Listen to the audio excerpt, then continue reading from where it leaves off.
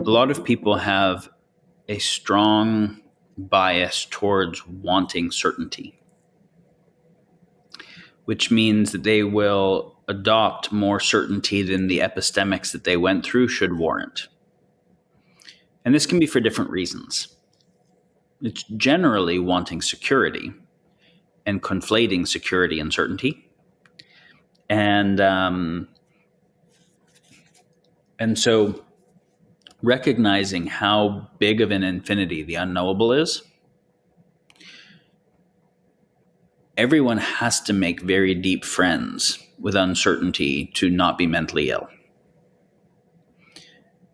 That doesn't mean that they have to do the move that all there is uncertainty, nothing can possibly be known, which is also gibberish, because the fact that I can't know anything with perfect certainty doesn't mean that I can't know things with much higher relative certainty based on certain epistemic processes that inform right action. So do I want some kinds of trials on my drugs before utilizing the drugs as opposed to just pendulum dowsing or guessing? Yes, I definitely do. And are there certain kinds of processes that will give increased certainty to be able to inform certain types of actions based on the consequentiality of those actions? Yes. Does any of that give absolutely perfect certainty? No, because I can't rule out unknown unknowns. But I can certainly say I have enough certainty to inform right action here. And so people having a mature relationship with certainty and uncertainty is that they're not uncomfortable with either. There are a lot of people who have been trained up in more of a postmodernist camp who are actually very uncomfortable with any certainties, even relative ones. And it's, the assumption that all certainty is probably imperialism.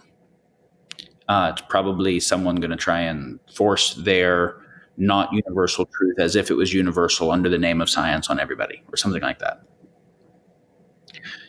But there's a lot we can say with pretty high certainty about the molecular properties of water. There really just is. Or the speed of sound, or a lot of things that are pretty well established that are very useful. And it's like, like Dawkins says here rightly, planes actually work whether you believe in them or not.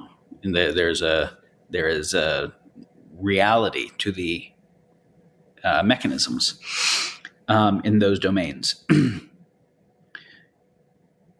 So it's important to be not only able to have certainty where it's warranted, but to seek it, to seek basically better and better understanding of reality to inform more responsible choice making. But in order to do that, I've got to admit and acknowledge and be comfortable with the amount of uncertainty that's there, so that I can assess where I'm currently at and what the appropriate process to come to enough certainty to act is. So I see that same weird certainty on both the conspiracy theorists and the anti-conspiracy theorists. Like there's this in-group thing where one is, it would be so bad for my in-group if I was part of the critical thinking anti-conspiracy camp and I started saying, maybe there really is such and such, that there's pretty strong incentives other than just clear thinking against it.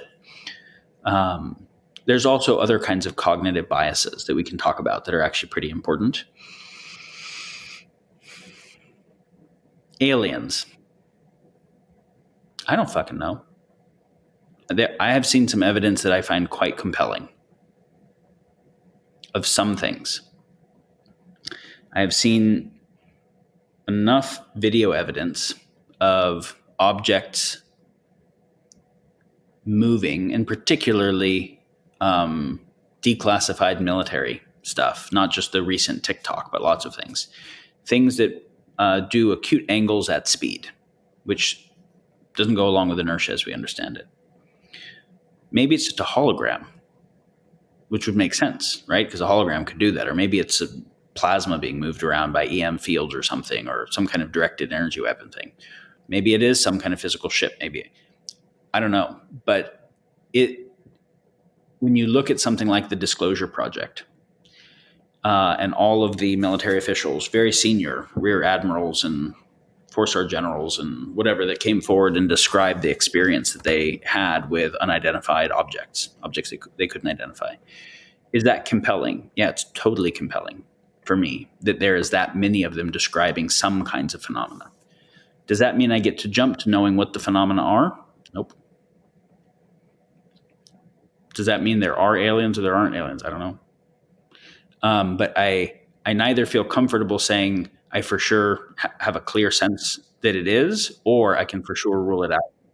I can say that a lot of people who understand how to read radar and who understand as fighter pilots or astronauts or whatever how to identify the types of man-made objects in the sky have seen a lot of things they can't identify that seem earnest, as opposed to just laid dumb people. So that's totally fascinating for me, but I'm comfortable enough with uncertainty to leave it at fascinating and say if I could figure out more, I would want to.